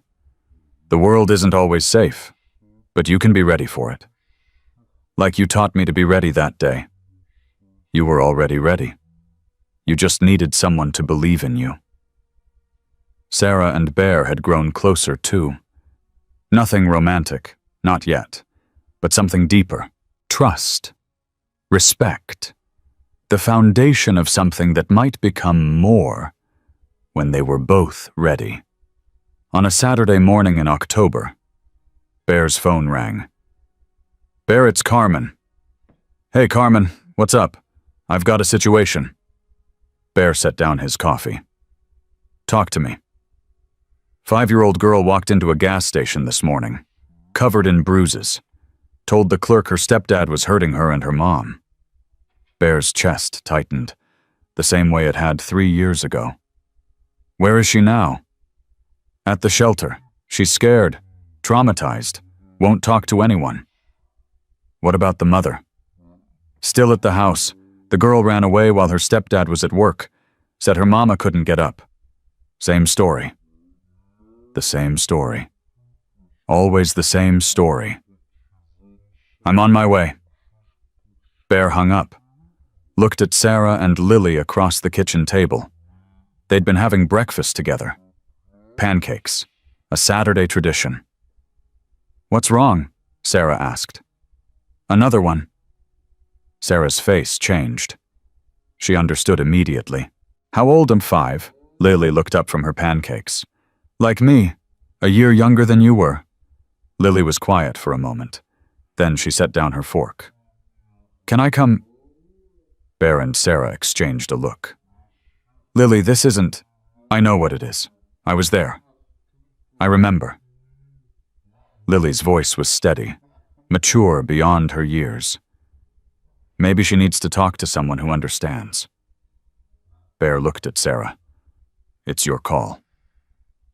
Sarah studied her daughter, the strength in her eyes, the determination. Are you sure, baby? I'm sure. I want to help, the way Bear helped me. Sarah nodded slowly. Okay, but if it gets too hard, you tell me. No shame in stepping back. I know, Mama, but I won't step back.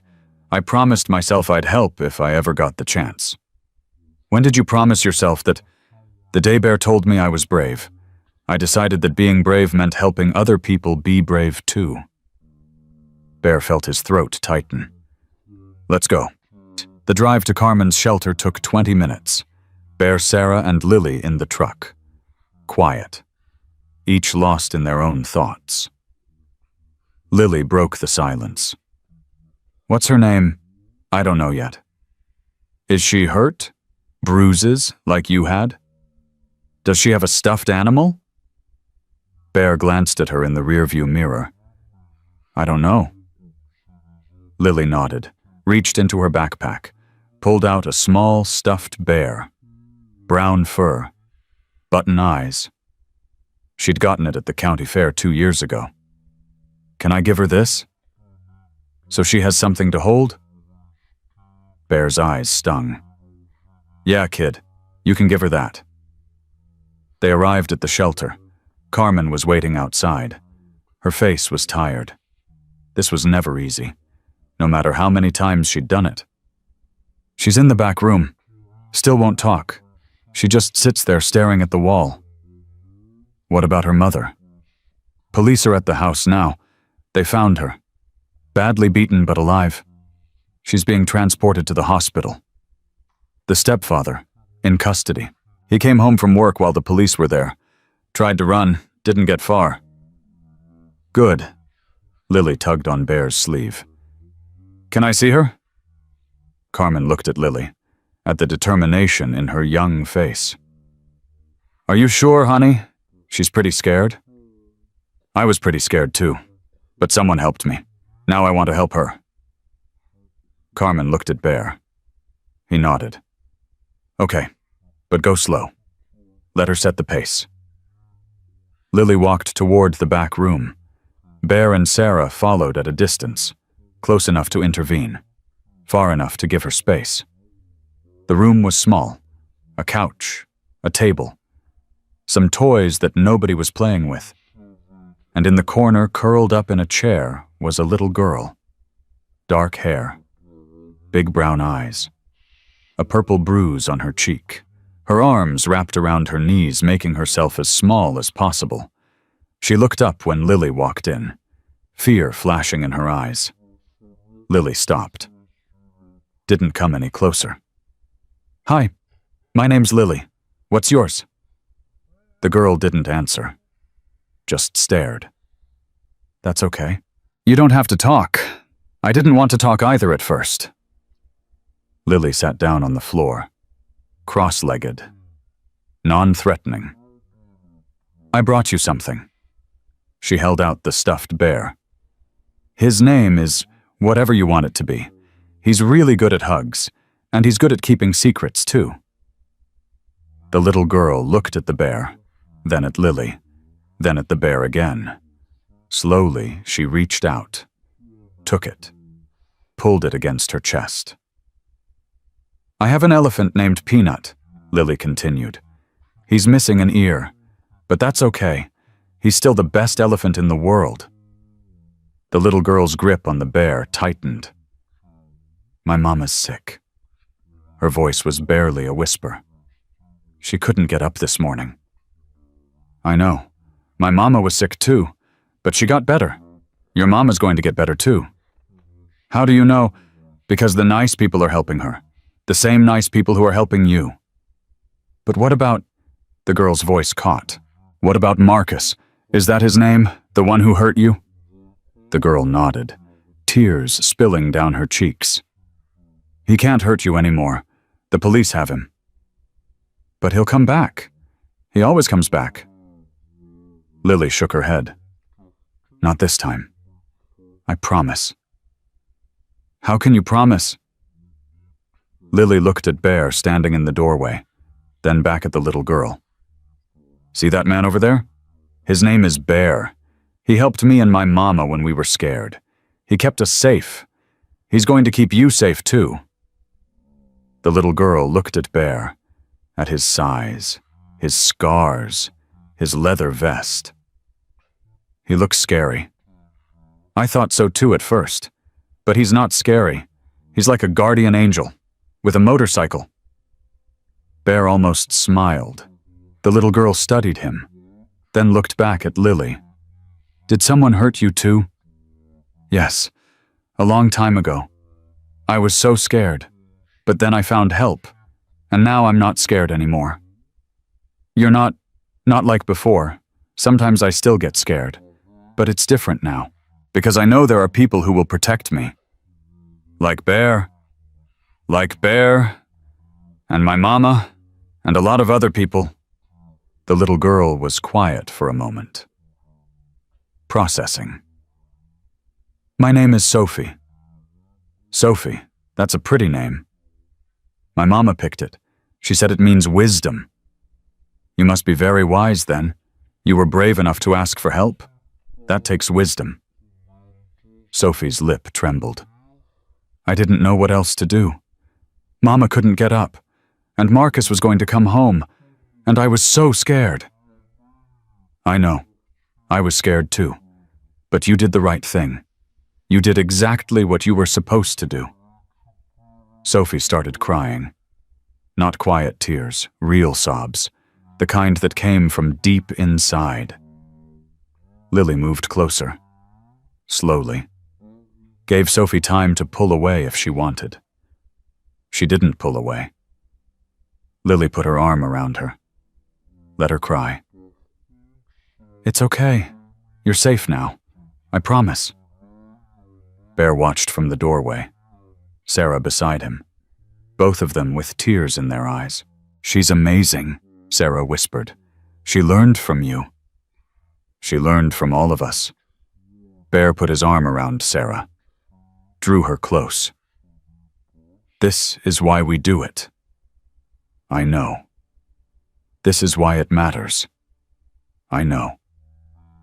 They stood there watching Lily comfort Sophie. Two children connected by shared trauma, shared courage, shared hope. The cycle continued. But it was a different kind of cycle now. Not violence passed down from generation to generation. Hope.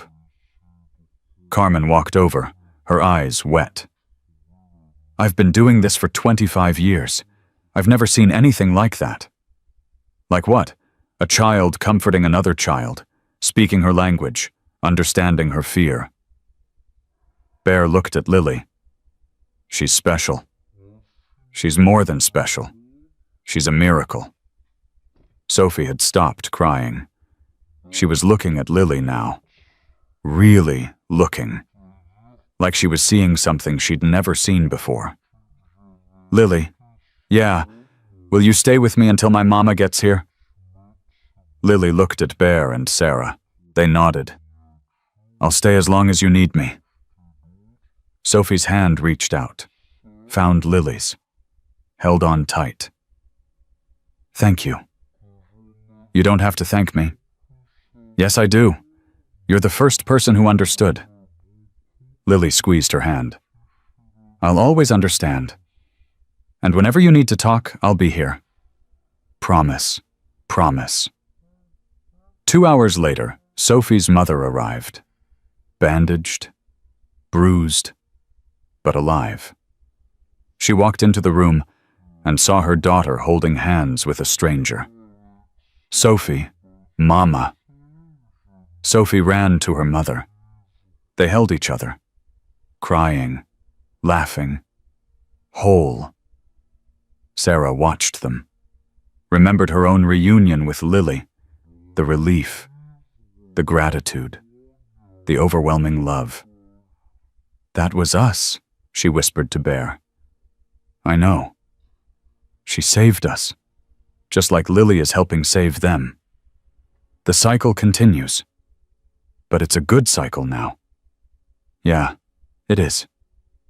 Sophie's mother walked over, tears streaming down her face. "They told me what your daughter did, how she talked to Sophie when no one else could. Lily knows what it's like. I don't know how to thank you." Sarah took her hand. "You don't have to. Just take care of your daughter. Be there for her. That's all the thanks any of us need." "I will, I promise. I know you will." On the drive home, Lily was quiet, staring out the window. "You okay, baby?" Sarah asked. "I'm okay, just thinking." "About what?" "About Sophie, about her mama, about all the other kids out there who are scared like we were. There are a lot of them." "I know. That's what I was thinking about." She was quiet for another moment. "Mama, yeah, baby. When I grow up, I want to help people, like Bear helps people, like Carmen helps people. Sarah's eyes filled with tears. You can do anything you want, baby. I want to do this. I want to make sure no kid ever has to be as scared as I was. Bear looked at her in the rearview mirror. That's a good goal, kid. You think I can do it? I think you can do anything you set your mind to. You walked 2 miles when you were 6 years old to save your mother. That took more courage than most adults have in their entire lives. Lily smiled. Just a little. I was really scared that day. I know. But I did it anyway. That's what courage is, being scared and doing it anyway. That's what I want to teach other kids, that they can be brave even when they're scared. Sarah reached back, took Lily's hand. You're already teaching them, baby. You taught Sophie today. That's just one person at a time. That's how you change the world. Lily thought about this. Like ripples in water. Exactly like ripples in water. One person helps another. Then that person helps someone else, and it just keeps going. Forever. Lily nodded, satisfied. I like that. 16 years later, Lily Patterson walked into her office, 25 years old, criminal justice degree, minor in social work, director of the Patterson Foundation for Domestic Violence Prevention. The foundation she'd started, named after herself and her mother. Funded by donations from people all over the country who'd heard their story. On her desk was a photo, her Sarah and Bear, taken at her college graduation. All 3 of them smiling. Bear was 68 now, still riding, still helping, still showing up when people needed him. Her phone rang. Lily, it's Carmen. Hey, Carmen, what's up? I've got a situation. 7-year-old girl walked into a fire station this morning, covered in bruises, said her daddy hurts her mama. Lily's heart clenched, the same way it did every time. Where is she now? At the foundation, waiting for you. I'm on my way. She hung up, grabbed her jacket, walked out the door. In the lobby, a little girl sat on a chair. Red coat, tangled hair, a stuffed rabbit clutched to her chest. Lily walked over, sat down beside her. Hi, my name's Lily. What is yours? The little girl looked up, tears on her cheeks, fear in her eyes. Emma. Emma, that's a beautiful name. I bet you're scared right now. Emma nodded. That's okay. I was scared once too, a long time ago, but someone helped me, and now I help other people. Can you help me? Lily took Emma's hand. Yes, I can help you. That's what I do. Promise? Lily smiled. The same smile Bear had given her 22 years ago in that bar. Promise. Because she'd learned something that day in Rusty's Roadhouse. When someone asks for help, you answer. Every time. No exceptions. And the cycle continued. Not a cycle of violence. Not a cycle of fear. A cycle of hope. Of protection. Of people who still believed that some things were worth fighting for. Lily stood. Took Emma's hand. Come on, Emma. Let's go help your mama. And they walked forward together, into a future where no child would ever have to stay quiet again, where every cry for help would be answered, where courage passed from one generation to the next like a torch that never went out, because that's what heroes do. They show up, they answer, and they never ever give up.